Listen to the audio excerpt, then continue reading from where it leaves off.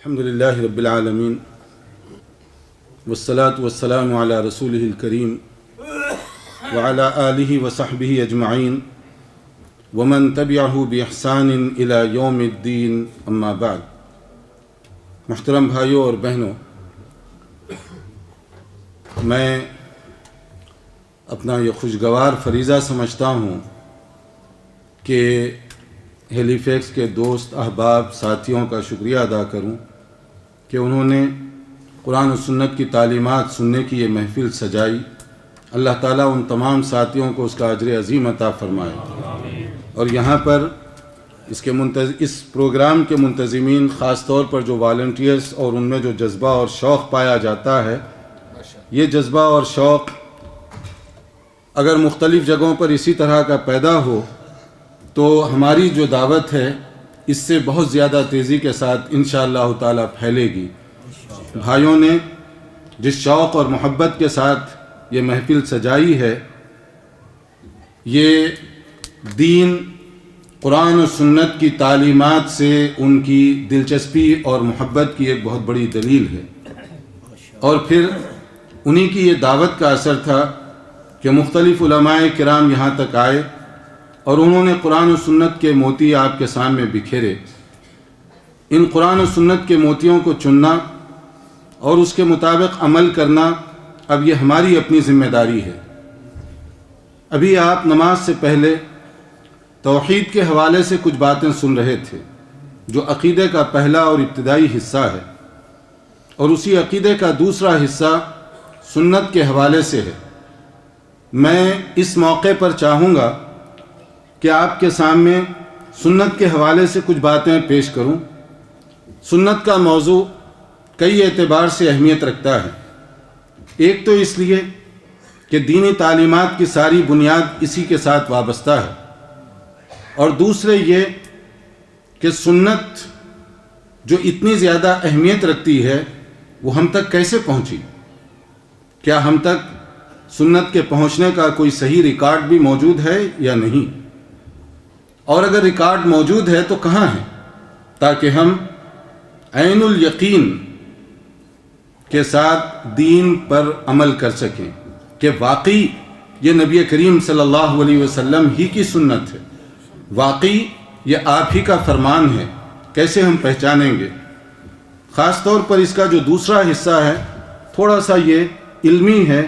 میں کوشش کروں گا اپنی حد تک کہ اس کو عوامی بناؤں تاکہ ہر بھائی اس کو آسانی کے ساتھ سمجھ سکے، کیونکہ یہ جو سنت ہے اس کے ساتھ صرف جذباتی اور ایموشنلی اٹیچمنٹ کافی نہیں ہے، بلکہ سمجھ کر علی وجہ البصیرہ بھی ہم کو قبول کرنا چاہیے۔ سنت کی اہمیت کیا ہے؟ اس کو سمجھنے کا ایک بہت سمپل اور آسان سا طریقہ ہے کہ ابھی ہم نے مغرب کی نماز ادا کی۔ نماز بلا شک و شبہ ایک اچھی چیز ہے، تمام مسلمان اس کو مانتے ہیں، اور چونکہ یہ ایک اچھی عبادت ہے، ہم نے مغرب کی نماز، چونکہ حافظ صاحب بہت عمدہ تلاوت کر رہے تھے، انہوں نے 3 رکعت میں نماز ختم کر دی۔ اگر میں 3 کے بجائے ان سے یہ گزارش کروں کہ آج کی مغرب کی نماز آپ 4 رکعت پڑھائیے تاکہ تلاوت ہم زیادہ سن سکیں، نیت نیک ہے، خواہش ہے کہ قرآن زیادہ سنیں، لیکن آپ کا جواب کیا ہوگا کہ واقعی مجھے ثواب زیادہ ملے گا 4 رکعت ادا کرنے سے؟ پوری دنیا کے مسلمانوں کا متفقہ ایک ہی جواب ہوگا، اور سب یہی کہیں گے کہ آپ کی نماز باطل ہوگی۔ خرابی کیا ہے اس میں نے کوئی گناہ کا کام تو نہیں کیا، 3 کی جگہ 4 رکعت میں پڑھ رہا ہوں، محنت زیادہ کر رہا ہوں، قرآن کریم کی تلاوت زیادہ ہو رہی ہے، تو آپ سب کہتے ہیں کہ میری نماز باطل ہو جائے گی۔ کیوں نماز باطل ہوگی میری؟ یہی وہ پوائنٹ ہے جس پر سارا عنوان آپ سمجھ سکتے ہیں۔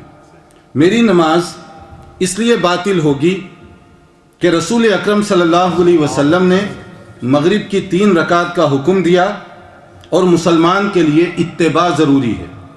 اتباع کے لیے نبی کے فرمان کو دیکھنا ضروری ہے۔ اگر نبی نے 3 کہا تو مجھے 3 ہی ادا کرنے ہوں گے۔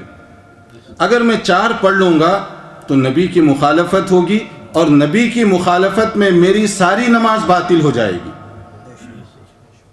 اسی طرح سے روزے کا مسئلہ ہے، اگر میں روزہ زیادہ ثواب کمانے کی نیت سے شعبان کی 29 سے شروع کر دوں، ابھی چاند نہیں ہوا مگر میں ثواب زیادہ لینا چاہتا ہوں، اس کے لیے اگر میں ایک دن پہلے روزہ رکھ لوں اور شوال کا چاند دکھائی دیا، اعلان ہو گیا، مگر اس کے باوجود میں چاہتا ہوں کہ عید کے دن بھی روزہ رکھوں تاکہ مجھے روزے کا زیادہ ثواب ملے، یہ جو پہلا ایک روزہ اضافی اور بعد میں دوسرا روزہ جو میں نے رکھا، کیا مجھے یہ 2 روزوں کی وجہ سے رمضان کا زیادہ ثواب ملے گا؟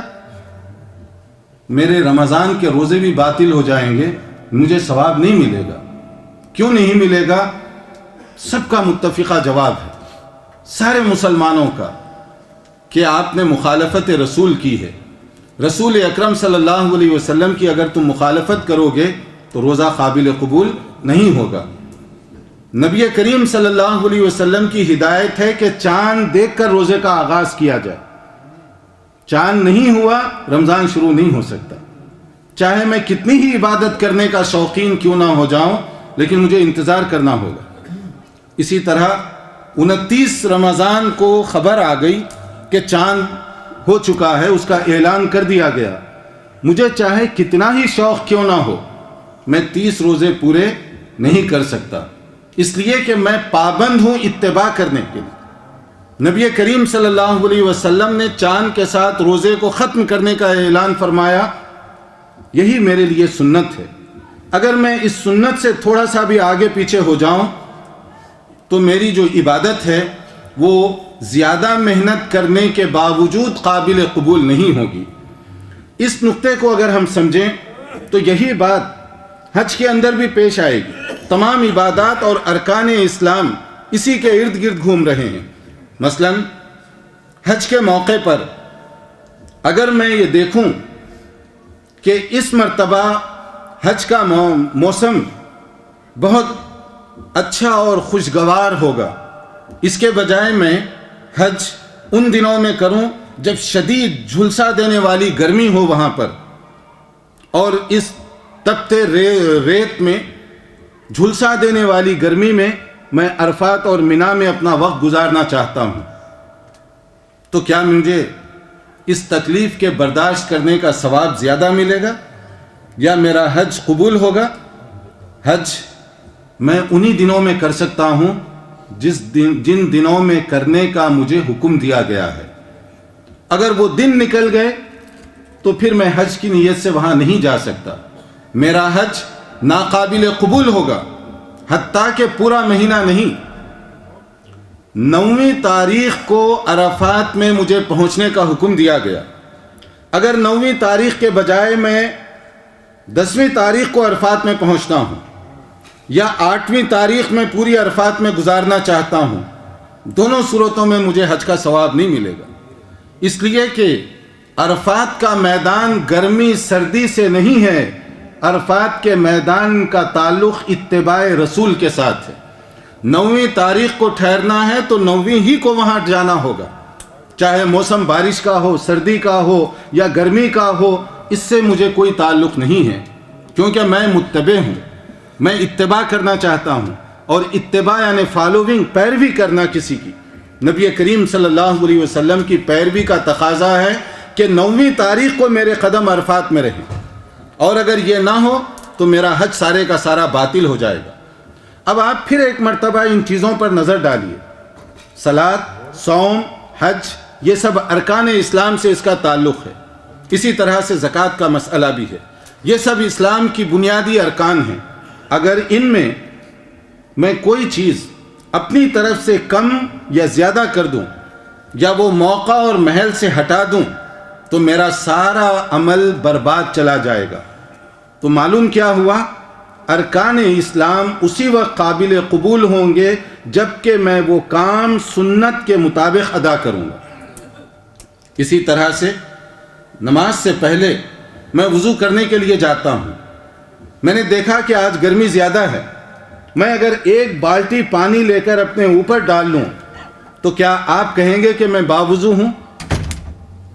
اس کے مقابلے میں اگر صرف ایک چھوٹا سا جگ یا لوٹا پانی لوں اور میں ترتیب کے مطابق سنت سے اس کے مطابق میں ہاتھ دھوتا ہوں، کلی کرتا ہوں، وضو پورا کرتا ہوں، تو ایک بالٹی کے مقابلے میں ایک جگ پانی میں خرچ کر رہا ہوں، لیکن مجھے وہ وضو کا ثواب مل رہا ہے۔ اور پہلے آدمی نے جو پوری بالٹی اپنے اوپر ڈالی اس کو ہم وضو نہیں کہیں گے۔ تو معلوم کیا ہوا؟ پانی زیادہ بہا لینے کا نام وضو نہیں ہے، وضو ایک ترتیب سے کرنے کا نام ہے۔ اور وہ ترتیب کس کی بتائی ہوئی ہے؟ میری، آپ کی یا کسی اسکالر کی؟ یہ ترتیب رسول اکرم صلی اللہ علیہ وسلم کی بتائی ہوئی ہے۔ تو وضو کرنے کے لیے میں کس کی طرف دیکھوں گا؟ رسول رحمت صلی اللہ علیہ وسلم کی طرف دیکھوں گا، اسی وقت میرا وضو ہوگا۔ اور اگر میں رسول کی طرف نہ دیکھوں، پانی زیادہ خرچ کرنے کے باوجود مجھے وضو کا ثواب نہیں ملے گا۔ اگر اس نقطے کو ہم سمجھ جائیں تو میرے بہت سارے بھائی اور بہنیں بہت سی باتوں کو بھی سمجھ سکتے ہیں، صرف توجہ کی ضرورت ہے۔ ہمارے بہت سارے بھائی یہ سوال کرتے ہیں کسی کے مرنے کے بعد یا کسی کی پیدائش کے موقع پر ہم کلچرلی کچھ کام کرتے ہیں، یعنی اپنے ماحول کے اعتبار سے اپنا کسٹم ہے، اپنی قومی روایات ہیں، اس کے مطابق ہم کچھ کام کرتے ہیں۔ مر گئے کوئی، اس کے بعد 3 دن کے بعد، 10 دن کے بعد، 40 دن کے بعد، پھر سال کا سال مختلف مجلسیں ہم سجاتے ہیں۔ اس کا نام آپ ختم دے دیں، چہلم دے دیں، جو بھی آپ نام دینا چاہیں۔ اب یہاں پر بھی وہی اصول آپ اپنائیے، اسی قانون کو یہاں پر بھی لاگو کیجئے۔ کیا رسول اکرم صلی اللہ علیہ وسلم کی زندگی میں کسی کی موت ہوئی یا نہیں؟ سینکڑوں صحابہ کرام کی موت ہوئی، کچھ شہادت میدان جنگ میں شہید ہوئے، اور کچھ طبی اور نیچرل ڈیتھ ہوئی، کسی کی بیماری کے بعد ڈیتھ ہوئی۔ مختلف صحابہ کرام دنیا سے روانہ ہوئے نبی صلی اللہ علیہ وسلم کی موجودگی میں۔ ہمیں یہ دیکھنا چاہیے کہ کسی کی تدفین، اس کا جنازہ اور اس کے بعد کے جو مراحل ہیں رسول اکرم صلی اللہ علیہ وسلم نے کیسے انجام دیے یا انجام دینے کا حکم دیا، کیونکہ ہم تو اتباع کرنے والے ہیں، ہم پابند ہیں۔ جنازہ ہوگا تو بھی سنت کے مطابق ہوگا، غمی ہوگی تو بھی سنت کے مطابق ہوگی، خوشی کی محفل ہوگی تو بھی سنت کے مطابق ہوگی۔ جس طرح سے مغرب کی نماز 3 رکعت کے بجائے اگر میں 4 رکعت پڑھ کر یہ کوشچن کروں کہ اس میں نے خراب کام کون سا کیا ہے، آپ سب کہیں گے کہ تم نے واقعی خراب کام کیا۔ نماز اچھی چیز ہے، قرآن مجید کی تلاوت اچھی چیز ہے، مگر نبی کی تم نے مخالفت کی۔ یہی تھوڑی سی جرأت اور یہی جواب کیوں نہیں ہم غمی کے موقع پر بھی دینے کی کوشش کرتے؟ لوگ پوچھتے ہیں کہ ختم میں خرابی کیا ہے؟ آپ یہی بات بتائیے، کیا نبی کے زمانے میں صلی اللہ علیہ وسلم اگر اموات ہوئی ہیں تو نبی کریم صلی اللہ علیہ وسلم نے اس طرح کا کوئی کام کیا؟ اگر نہیں کیا تو پھر وہاں پر فل اسٹاپ لگ جانا چاہیے۔ میرے اور آپ کے لیے کوئی اس میں گنجائش نہیں نکلتی۔ مغرب کی نماز اچھی چیز ہے، مگر میں 4 پڑھوں تو ساری نماز باطل۔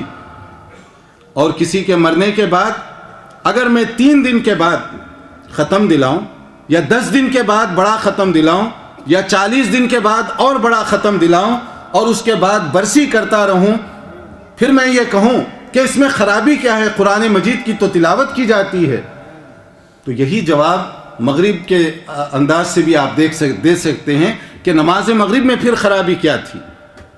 یہی ساری بنیادی جو باتیں ہیں اس کا خلاصہ ہے کہ ایمان بالرسالہ کا مطلب کیا ہے۔ ہم صرف یہ کہیں کہ نبی صلی اللہ علیہ وسلم بہت ہی گریٹ تھے، نبی صلی اللہ علیہ وسلم کی عظمت کا تذکرہ کریں، بس اس سے آپ کی رسالت پر ایمان آ جائے گا؟ یہ تو ایمان کی ایک بہت ہلکی سی جھلک ہوگی۔ میں اور آپ کیا پوری دنیا مل کر بھی نبی صلی اللہ علیہ وسلم کی اگر تعریف کرے، اللہ تعالیٰ نے جو تعریف کی ہے اس سے آگے ہم نہیں جا سکتے۔ اللہ تعالیٰ نے آپ کا مقام اتنا بلند کر دیا، وَرَفَعْنَا لَكَ ذِكْرَكَ، کہ آپ کو اللہ تعالیٰ نے تابندگی عطا فرمائی ہے۔ بہت اونچا آپ کا مقام ہے. نبی کا مقام اتنا اونچا ہے کہ ہم سب مل کر بھی پورا ادا نہیں کر سکتے اس کا حق، اتنا اونچا ہے. لیکن نبی صلی اللہ علیہ وسلم کو دی گریٹ کہنے سے، معزز اور محترم کہنے سے کیا بات ختم ہو جائے گی؟ یہ ایمان برسالت نہیں ہے. اس لیے نہیں ہے کہ بہت سارے غیر مسلم جو سنجیدہ مزاج کے ہیں وہ بھی تو نبی کو دی گریٹ کہتے ہیں، اور بہت اونچے، بہت اعلیٰ، بہت فضیلت والے نبی یہ غیر مسلم بھی تسلیم کرتے ہیں. پہلے بھی آج بھی بہت سارے ایسے لوگ موجود ہیں. مثلا دی 100 کس نے لکھی ہے یہ کتاب؟ لکھنے والا دنیا کے معزز ترین 100 آدمیوں کو ایک جگہ جمع کیا، اور اس کے بعد اس نے کہا کہ دنیا کے اندر انقلاب لانے والی عظیم ترین شخصیات میں سب سے اونچا مقام نبی کریم صلی اللہ علیہ وسلم کا ہے. تو عظمت کا قائل ہوا کہ نہیں ہوا؟ اور اسی طرح سے ورلڈ مسلم لیگ مکہ مکرمہ کی طرف سے سیرت کے حوالے سے ایک کتابچہ بہت تقسیم ہوا، محمد رسول اللہ. اور یہ کتاب کا لکھنے والا کون ہے؟ Professor Rama Krishna Rao, Mysore university India کا ایک نان مسلم ہندو پروفیسر ہے. بہت زیادہ اس کو تقسیم کیا گیا. اسی طرح سے ایک اور شخصیت، وہ نبی جس سے مجھے عشق ہے. یہ ساؤتھ انڈیا کا ایک بہت بڑا اپنے زمانے کا رائٹر ہے، بعد میں مسلمان ہو گیا، لیکن اس نے جو کتاب لکھی ہے وہ نبی جس سے مجھے عشق ہے. یہ میں غیر مسلموں کے کوٹیشن آپ کے سامنے نمونے کے طور پر رکھ رہا ہوں کہ ہمارے نبی کی عظمت کے ہم نہیں، وہ بھی قائل ہیں. تو پھر فرق کہاں ہوا؟ اگر ہم بھی عظمت کی بات کریں صرف تو وہ بھی کر رہے ہیں، تو فرق کہاں ہوا؟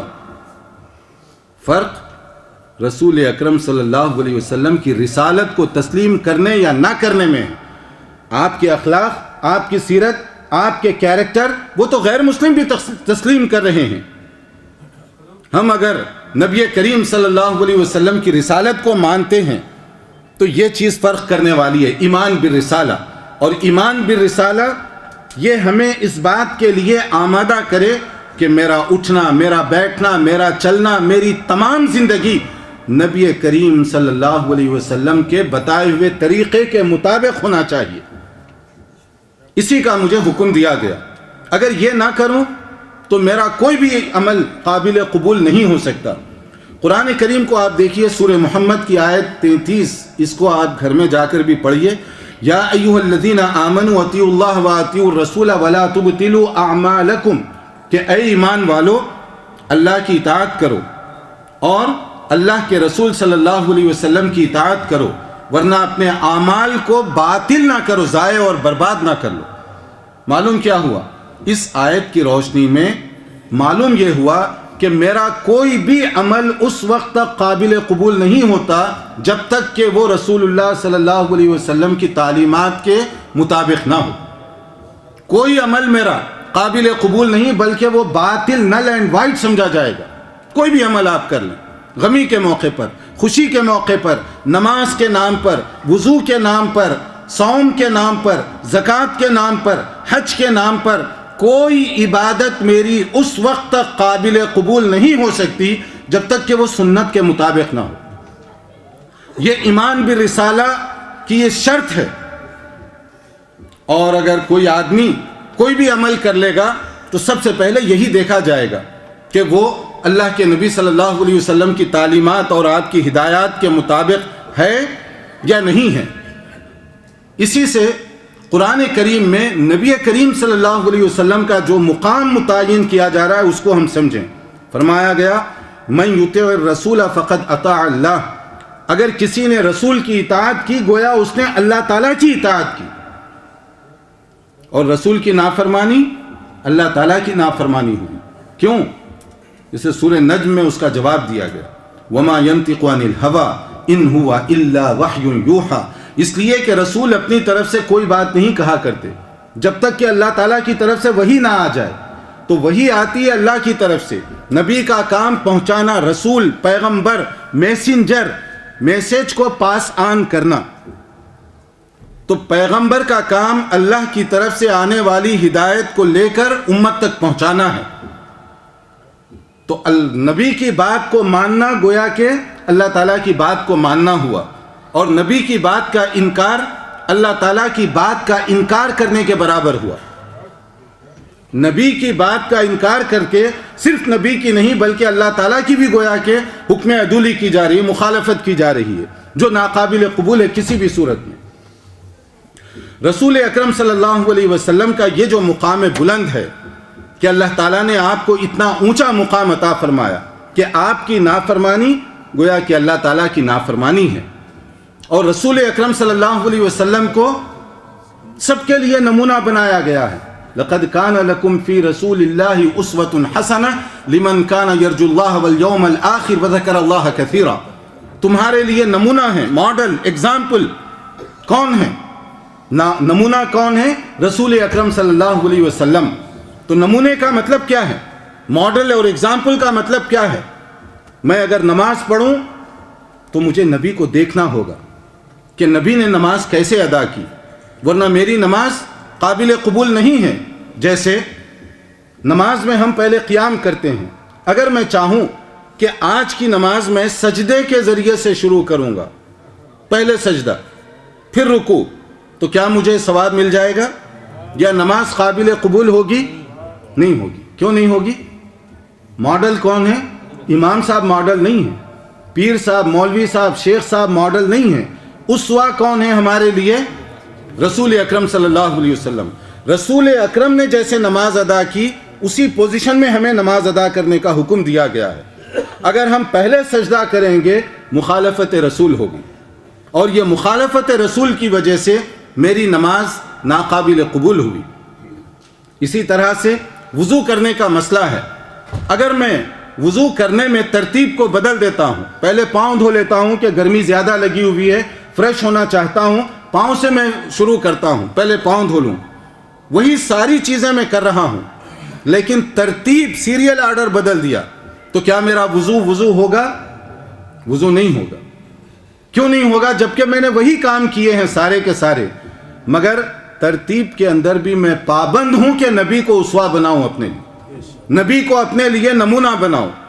اگر یہ نبی کریم صلی اللہ علیہ وسلم کا مقام و مرتبہ ہے کہ اللہ تعالیٰ نے آپ کو نمونہ بنایا ہے، نمونے کا مطلب یہی ہے کہ میں کوئی کام کروں تو آپ کی ہدایات، آپ کا حکم اور آپ کے فرمان کو پہلے اپنے سامنے رکھوں. اگر آپ اس پوائنٹ کو، اس نقطے کو سمجھ گئے تو پھر آپ کو خود جواب مل جائے گا کہ میں اگر نماز کا کوئی مسئلہ بیان کروں، آپ میں سے کوئی آدمی یہ کہے میرے امام نے یہ بات کہی ہے، میرے پیر نے یہ بات کہی ہے، میرے شیخ نے یہ بات کہی ہے نماز کے سلسلے میں، اب آپ بتائیے کہ وہ ایمان برسالت کا مظاہرہ کر رہا ہے کیا نہیں کر رہا ہے؟ یہی اتباع ہے. امام کو میرے لیے نمونہ بنایا گیا یا فلاں اور فلاں کو میرے لیے ماڈل بنایا گیا ہے؟ جب نہیں کیا، نہیں بنایا گیا، تو کیوں نہیں آپ کا یہ سوال ہوتا کہ مجھے یہ بتاؤ کہ نبی نے نماز کیسے ادا کی؟ کیوں نہیں آپ کا یہ سوال ہوتا کہ مجھے یہ بتاؤ کہ نبی نے وضو کیسے کیا؟ اگر میں وضو کرنے میں ترتیب بدل دیتا ہوں تو آپ اس کو قبول نہیں کریں گے. مگر وہی بھائی اگر وضو کے مسائل بیان کرتے ہوئے یہ کہے کہ ہمارے امام نے یہ کہا، ہمارے مولوی نے یہ کہا، ہمارے شیخ نے یہ کہا، تو پھر آپ نے ترتیب بدلی کہ نہیں بدلی؟ آپ نے اصول اور قانون کو بدلا کہ نہیں بدلا؟ ہر وقت یہ سوال ہونا چاہیے کہ وضو کا مسئلہ بیان کریں مولانا صاحب، یا نماز کا مسئلہ بیان کریں، یا گھریلو زندگی کے مسائل بیان کریں، پہلے یہ بتائیے کہ جو اسوہ ہیں ہمارے لیے رسول اکرم صلی اللہ علیہ وسلم، اس سلسلے میں آپ کا کیا حکم ہے، آپ کی کیا ہدایت ہے، اور آپ نے اس میں کیسے عمل کیا ہے. اگر یہ ترتیب بن جائے تو پھر بدعت کا دروازہ خود بخود بند ہو جائے گا. پھر ہمارے اندر بہت ساری جو چیزیں رائج ہو گئی ہیں ان کا دروازہ خود بخود بند ہو جائے گا. اور اللہ تعالیٰ نے چونکہ ہمارے نبی کو آخری نبی کے طور پر بھیجا ہے، آپ کے بعد قیامت تک کوئی نبی نہیں آئے گا، تو جب قیامت تک کوئی نبی نہیں آئے گا تو اللہ تعالیٰ نے آپ کی سنت آپ کی باتوں کو بھی محفوظ فرما دیا قیامت تک کے لیے۔ اگر آج میں ہیلی فیکس میں بیٹھ کر یہ معلوم کرنا چاہوں کہ رسول اکرم صلی اللہ علیہ وسلم مسواک کیسے فرمایا کرتے تھے، مسواک، میں ارکان اسلام نہیں، فرائض واجبات کی بات نہیں کر رہا ہوں، صرف سنت اور مستحبات کی ایک مثال کہ ہمارے نبی صلی اللہ علیہ وسلم مسواک کیسے فرمایا کرتے تھے، میں یہاں بیٹھ کر بھی معلوم کر سکتا ہوں بالکل اسی طریقے سے جیسے مکہ مکرمہ یا مدینہ منورہ میں صحابہ کرام رضوان اللہ علیہم اجمعین آپ کے سامنے بیٹھ کر معلوم کیا کرتے تھے، کیونکہ ہمارے نبی اسوہ اور نمونہ ہیں، ان کے لیے بھی اسوہ اور نمونہ ہے، آج کے لیے بھی اسوہ اور نمونہ ہے، قیامت تک کے لیے۔ یہ بے انصافی ہوگی کہ وہاں کے رہنے والوں کے لیے تو اسوہ بن جائیں، میرے لیے بھی اسوہ ہیں، مگر میرے پاس آپ کی ہدایات نہ ہوں، میرے پاس آپ کی تعلیمات نہ ہوں، تو یہ بے انصافی کی بات ہوئی، اور اللہ تعالیٰ بے انصافی نہیں کر سکتا۔ اس لیے رسول اکرم صلی اللہ علیہ وسلم کی سنت کو محفوظ کرنے کا انتظام کیا گیا تاکہ ہیلی فیکس یا بریڈ فورٹ کے رہنے والوں تک بھی سنت کا ایک ایک چھوٹا چھوٹا مسئلہ بغیر کمی بیشی کے پہنچ سکے، دنیا کے گوشے گوشے میں رہنے والوں کے پاس بھی سنت کا مسئلہ بغیر کسی کمی بیشی کے ایز اٹ از پہنچ سکے۔ اس کے لیے اللہ تعالیٰ نے ایسی شخصیتوں کو پیدا فرمایا، محدثین کرام جو اسپیشلسٹ تھے، ایکسپرٹ تھے حدیثوں کے سلسلے میں، نبی کی سنتوں کو جمع کرنے کے سلسلے میں انہوں نے جو محنتیں کی وہ ایک بہت تفصیلی داستان ہے۔ اس وقت میں صرف اس کا ایک اشارہ آپ کو کروں گا کہ یہاں پر اورنٹیلسٹ جو غیر مسلم ہیں لیکن اسلامیات میں مہارت رکھتے ہیں، جو اسلامی تعلیمات میں مہارت رکھتے ہیں، ایسے غیر مسلم انہوں نے حدیث کے ذخیرے کو دیکھنے کے بعد سنتوں کی حفاظت کے لیے جو اصول، رولز اور ریگولیشن بنائے گئے ان کو دیکھنے کے بعد ایک عجیب سی گواہی دی۔ انہوں نے کہا لِيَفْتَخِرَ الْمُسْلِمُونَ عَلَىٰ عِلْمِ حَدِيثِهِمْ مَا شَاءُوا، یہ اورنٹیلسٹ نان مسلم کی یہ متفقہ گواہی ہے کہ مسلمانوں کو اس بات کا حق پہنچتا ہے کہ اپنے نبی کی سنت کی حفاظت پر جتنا چاہے فخر کر سکتے ہیں۔ کوئی مذہبی، غیر مذہبی، سیاسی، سماجی ایسی شخصیت دنیا میں نہیں گزری جس کے شب و روز کو اس طریقے سے محفوظ کیا گیا ہو جیسے نبی صلی اللہ علیہ وسلم کے شب و روز کو۔ یہ غیر مسلموں کی گواہی، جو اسلامیات کے اندر مہارت رکھتے ہیں ان کی گواہی ہے۔ اس کے لیے انسانی تاریخ میں پہلی مرتبہ بعض علوم کو محدثین نے ایجاد کیا جو اس سے پہلے ہیومن ہسٹری کے اندر لوگ نہیں جانتے تھے۔ علم الاسانید، طبقات، رجال، ان کے جو علوم ہیں یہ صرف اس لیے محفوظ کیے گئے تاکہ رسول اکرم صلی اللہ علیہ وسلم کی ایک ایک سنت کو ہمیشہ کے لیے اس سانچے کے اندر محفوظ کر دیا جائے۔ اور اس سانچے کی بدولت اگر آج بھی کوئی نبی کے نام پر جھوٹی بات اپنی طرف سے گھڑ لے، فوری کوئی کھڑا ہو جائے گا اور کہے گا کہ یہ حدیث نہیں ہے، یہ سنت نہیں ہے، یہ ثابت نہیں ہے، اسی فریم کے ذریعے سے ہم پہچان سکیں گے۔ اللہ نے ایسی توفیق دی لوگوں کو کہ یہ فریم اس طریقے سے محفوظ کیا جائے۔ تو حدیث کا جو مسئلہ ہے یہ بہت ہی تفصیل طلب ہے، سنت کو کیسے محفوظ کیا گیا، لیکن میں اس سے جو نقطہ آپ کو بتانا چاہتا ہوں کہ اللہ تعالیٰ نے آپ کو چونکہ خاتم النبیین بنا کر بھیجا، آپ سب کے لیے اسوہ اور نمونہ ہیں، آپ کی رسالت پر ایمان لانا سب کے لیے ضروری ہے، اسی لیے اللہ تعالیٰ نے آپ کی ایک ایک ادا، آپ کی بہت ہی پرسنل زندگی، دنیا کا کوئی آدمی ایسا نہیں کہہ سکتا کہ میرے گھر کے اندر کے بھی حالات بیان کیے جائیں، باہر کے بھی حالات بیان کیے جائیں، کوئی نہیں ہو سکتا۔ لیکن نبی کریم صلی اللہ علیہ وسلم کی پوری زندگی آئینے کی طرح ہمارے سامنے موجود ہے۔ کیوں موجود ہے؟ تاکہ اس کے مطابق ہم اپنی زندگی کو سنوار سکیں۔ تو ان ساری چیزوں کے ذریعے سے بات جو آتی ہے سمجھ میں، جہاں سے میں نے بات شروع کی کہ میری عبادت اس وقت تک قابل قبول نہیں ہوتی بلکہ عبادت بن ہی نہیں سکتی جب تک کہ وہ سنت کے مطابق نہ ہو۔ اگر اس نقطے کو ہم سمجھ جائیں تو پھر ہمیں کوشش کرنی چاہیے کہ جہاں بھی جائیں جس سے بھی سوال کریں، جس سے بھی فتویٰ معلوم کریں، سب سے پہلا سوال، سب سے پہلی بات یہ ہونی چاہیے کہ سنت کے مطابق آپ بیان کریں۔ آپ کے امام، آپ کے پیر، آپ کے مرشد، آپ کے شیخ، آپ کے مولوی سب قابل احترام، سب معزز تھے ہوں گے، لیکن سب کا مقام نبی کے بعد آتا ہے۔ نبی کریم صلی اللہ علیہ وسلم سے جو چیز جس طریقے سے ثابت ہے اسی طریقے سے آپ بیان کریں۔ اگر یہ انداز ہو جائے تو پھر اختلافات بھی ختم ہو جائیں گے، جھگڑے بھی ختم ہوں گے، ورنہ اختلاف کیوں پیدا ہوتا ہے؟ میں نبی کو چھوڑ کر اپنی بات آگے کرنا چاہتا ہوں، آپ نبی کو چھوڑ کر اپنے اسکالر کی بات آگے کرتے ہیں، فلاں اپنے نبی کو چھوڑ کر پیر کی بات کو آگے کرتا ہے، تو میری شخصیت ایسی نہیں کہ سارے لوگ اس پر اتفاق کر لیں، پیر کی شخصیت ایسی نہیں کہ ساری دنیا اس پر جمع ہو جائے، مگر رسول رحمت کی شخصیت ایسی ہے کہ پوری دنیا کے مسلمان جب نبی کا نام آئے گا تو سب کا اتحاد ہو جائے گا، سب کا اتفاق ہو جائے گا۔ اللہ سمجھنے اور عمل کرنے کی توفیق عطا فرمائے۔